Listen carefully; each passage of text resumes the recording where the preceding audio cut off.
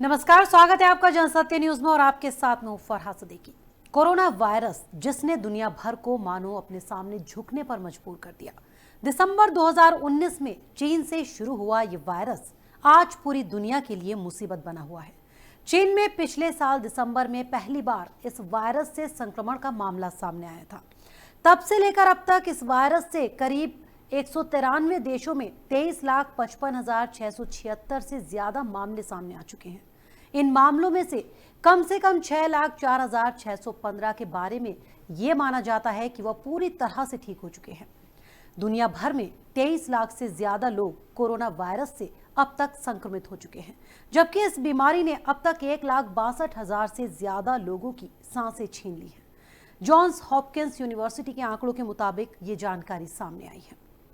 पिछले साल दिसंबर में चीन से शुरू हुई ये महामारी अब पूरी दुनिया में फैल चुकी है। अमेरिका में ये महामारी सबसे ज्यादा तेज रफ्तार से फैल रही है और अमेरिका इस महामारी का सबसे बड़ा केंद्र बन गया है। अमेरिका में संक्रमण के अब तक 7,35,000 से ज्यादा मामले सामने आए, जबकि अब तक 40,000 से ज्यादा लोगों की मौत इस महामारी के चलते हो चुकी है और 66,854 लोग ठीक भी हुए हैं।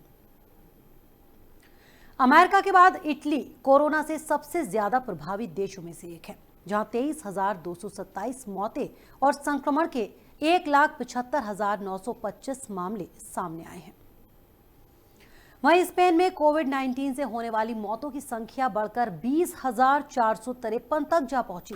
स्पेन में 4,218 नए मामले सामने आए, जिससे संक्रमण के मामले बढ़कर 1,95,900 से ज्यादा हो गए। ये संख्या अमेरिका के बाद दूसरे नंबर पर है। वहीं फ्रांस की बात करें तो यहां अभी तक 19,349 मौतें हुई और संक्रमण के 1,52,978 मामले सामने आए। ब्रिटेन में अब तक 16,095 मौतें हुई और 1,21,168 मामले सामने आए हैं।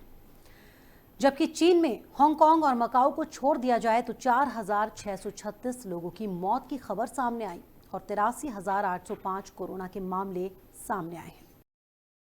ब्राजील में 34,200 से ज्यादा कोरोना के मामले सामने आए हैं, जिनमें 2,470 से ज्यादा लोगों की मौत हो चुकी है, यानी मृत्यु दर 6.34% है, जो कि काफी ज्यादा है। यहाँ स्थिति जल्द ही और बिगड़ सकती है, ऐसी संभावनाएं जताई जा रही हैं। वहीं स्वीडन में 13,200 से ज्यादा कोरोना वायरस के केस सामने आ चुके हैं। यहाँ कम से कम 1,400 लोगों की मौत हो गई। यहाँ मृत्यु दर बहुत ऊंची यानी 10.59% बताई जा रही है। तो पूरे यूरोप की बात करें तो अभी तक ये 1,14,093 मौतों का मामला सामने आ चुका और संक्रमण के 11,53,148 मामले सामने आए। अमेरिका और कनाडा को मिलाकर 7,68,670 मामले सामने आ चुके हैं और 40,619 लोगों की मौत हो चुकी है। वहीं एशिया में 1,62,256 मामले सामने आए, जिसमें 6,951 मौतें हुई। तो पश्चिम एशिया में 1,22,819 मामले सामने आए, जिसमें 5,559 मौतें हुई। तो लैटिन अमेरिका और कैरेबियाई देशों में 98,200 से ज्यादा मामले और 4,915 मौतें। तो अफ्रीका में 21,165 मामले और 1,058 मौतें हुई हैं और ओशियोप्स में 7,08,089 मामले सामने आए, जिनमें 90 लोगों की मौत की खबर भी सामने आई।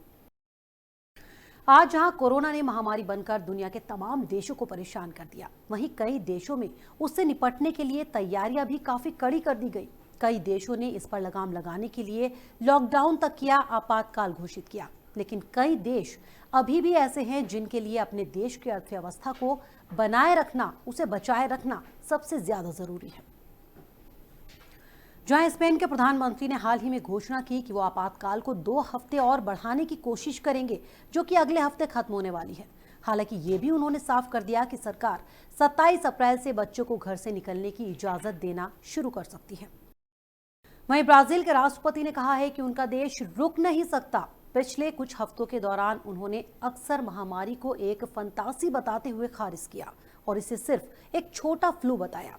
ब्राजीली राष्ट्रपति के बयानों से ऐसा लगा कि वो हर्ड इम्यूनिटी पर पक्का भरोसा रखने वाले हैं। वहीं ब्राजीली राष्ट्रपति पर विपक्ष और खुद के मंत्रिमंडल के सदस्यों का दबाव होने के बावजूद वो रोजगार और अर्थव्यवस्था को पहले मोर्चे पर रखने के लिए लगातार डटे हुए हैं। हालांकि ब्राजील के कुछ राज्यों ने स्थानीय स्तर पर लॉकडाउन लागू किया, लेकिन देशव्यापी स्तर पर पिछले 2 हफ्तों में स्थिति बदतर हो गई है। वहीं यूके पहले लॉकडाउन को अमल में लाता दिखाई नहीं दे रहा था। इसकी सरकार संकट से निपटने के लिए हर्ड इम्यूनिटी का पालन करने जा रही थी, लेकिन ब्रिटेन ने भी आखिरकार 23 मार्च को लॉकडाउन लागू कर दिया, लेकिन तब तक शायद थोड़ी देर हो चुकी थी। जब फ्रांस, इटली और स्पेन जैसे यूरोपीय देश पहले से ही संक्रमण की व्यापक मार झेलते नजर आ रहे थे, तब भी शायद ब्रिटेन को महामारी का सामना करने के तरीके के बारे में पता नहीं था। तभी तो ना तो यूनाइटेड किंगडम ने खुद को लोगों की ज्यादा टेस्टिंग के लिए तैयार किया और ना ही जल्दी पूरा लॉकडाउन लागू करने की योजना बनाई, क्योंकि अगर जल्दी लॉकडाउन और टेस्टिंग की मजबूत व्यवस्था होती तो ब्रिटेन खुद को मौजूदा स्थिति से कहीं बेहतर पाता।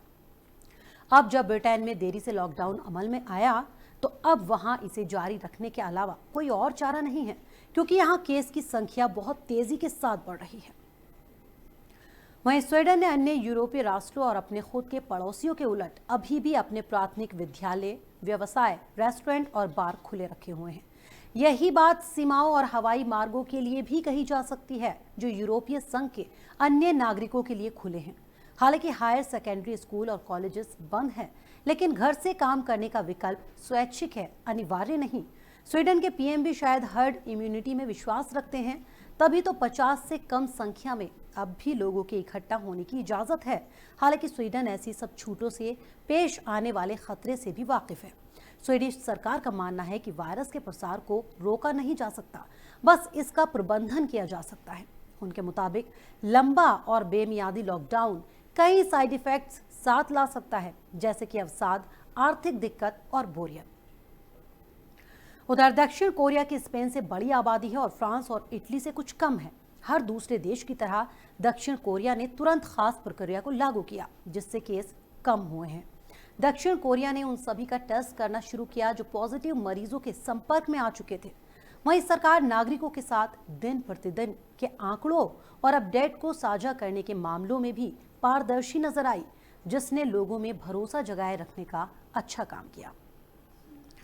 अगर बात भारत की करें तो कुछ लोगों का मानना है कि यहाँ अपेक्षा से पहले लॉकडाउन कर दिया गया, लेकिन संक्रमण के प्रसार के अवलोकन के लिए शायद ये बहुत जरूरी था और साथ ही इतने बड़े पैमाने और बड़ी आबादी से जुड़े पहलुओं पर भी ध्यान देना था। आबादी के लिहाज से भारत की तुलना सिर्फ चीन से ही की जा सकती है।